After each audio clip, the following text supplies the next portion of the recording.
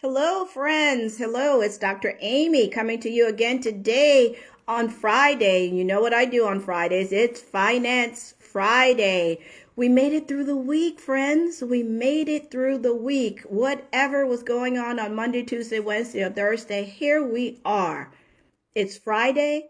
I'm feeling good. I hope you're feeling good. And whatever happened that you didn't want to happen, let's just step on it and put it behind us as we move on. But I hope my words that I'm sharing with you can put a little smile on your face today and inspire you in some way. But I am here today to give you a mini finance lesson. And today, what I want to talk about is how you should build or examine your financial foundation. Without a foundation, we really cannot go as far as we want without foundations. And so I want to say to you today, we need to build, and I'm going to say if you already build one, then examine yours, right? To make sure you are where you want to be. But build your financial foundation, because I want to say to you that it's time to transition from a mentality of I can't afford that,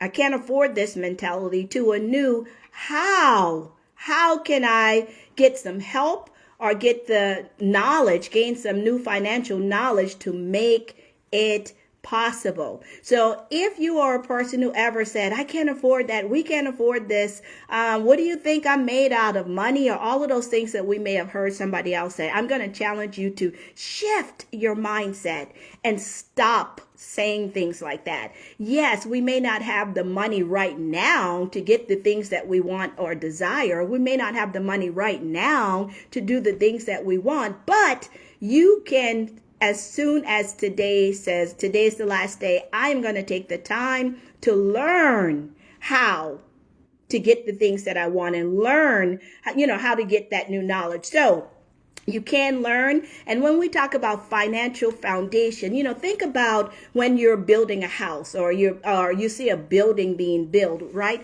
There are some foundational things that must happen before that house is built, before that building goes up. And that's what I'm talking about here when I say build your foundation. We want to build a solid financial foundation so nothing will crumble later on. If you build on shaky ground, things can crumble. If you don't build on a solid foundation, things can definitely crumble. So here are some things that goes into building a solid foundation. It looks like things like you must have a budget, have that family budget. If you don't have a family budget, I'm going to challenge you to start doing that. A budget is so important because, as John Maxwell said, he said that a budget is telling your money where to go instead of wondering where it went. You ever get to the end of the month and it's like, where did my money go?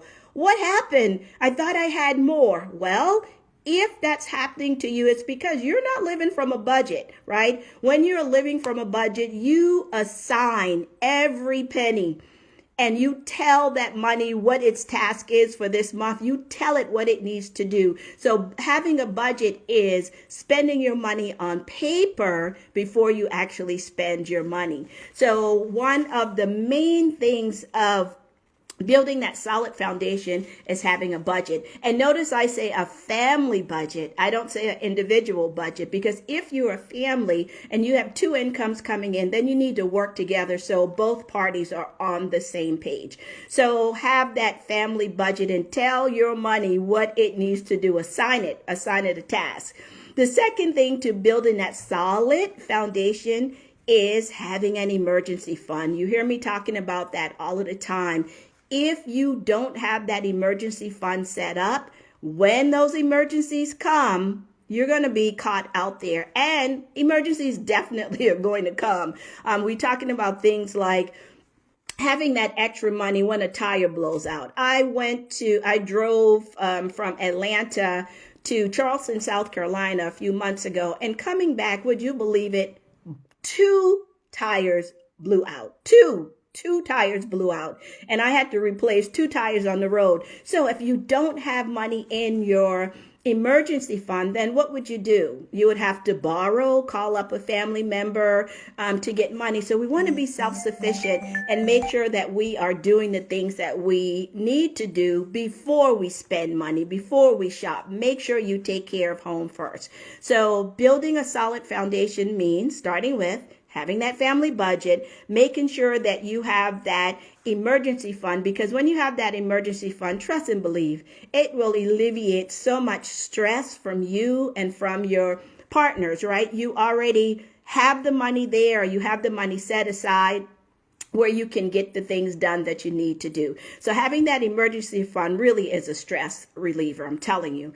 And the third way to set that solid financial foundation is to make sure your safety nets are in place, right? To drive a car, you have to have car insurance. To own a home, you have to have home insurance, right? A part of paying your mortgage is something called PITI, principal, interest, taxes, and insurance. So they incorporate that in with your mortgage payment. So what about your living benefits and your life insurance? Make sure that's a part of your safety net. A safety net is what?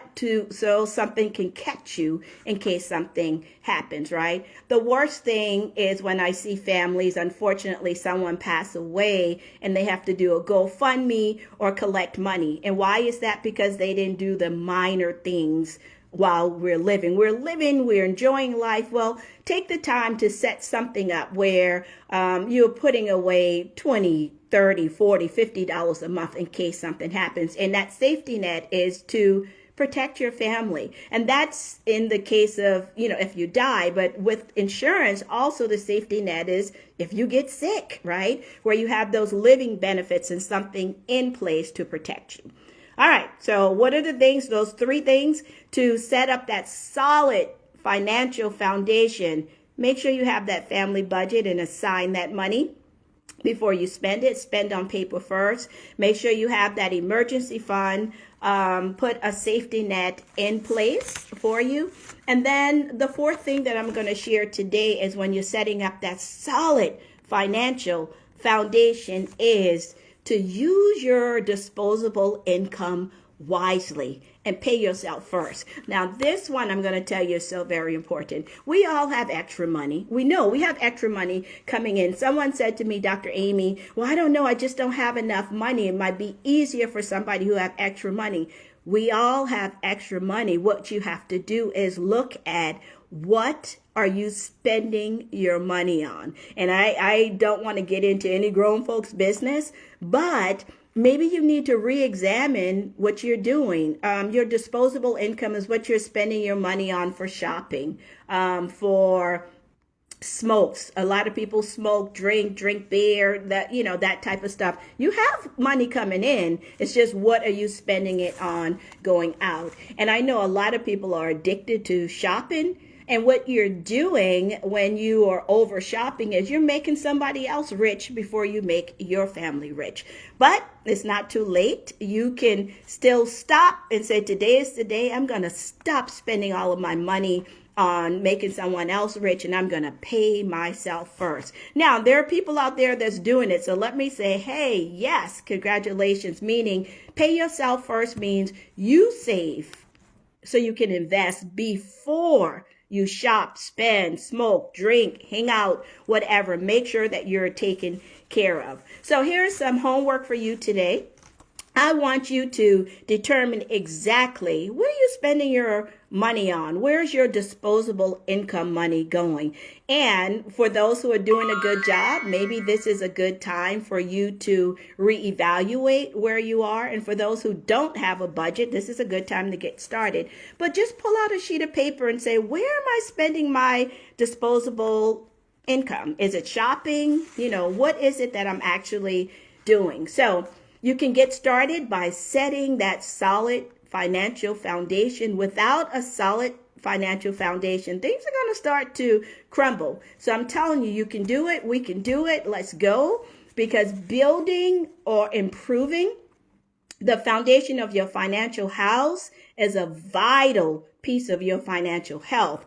And this is important because a strong financial foundation will give you a big, big, big peace of mind, right? So let's go. Let's do this. I'm Dr. Amy, and I hope this has helped you. Maybe you have to go back through this one to hear the ways you can build that solid foundation. If you need help, please feel free to reach out to me at dramy@amyhimes.com. I am here for you. I hope you have planned a wonderful weekend. And I look forward to connecting with you again on Monday. So be blessed, and I'll see you right here again on Monday. Bye-bye.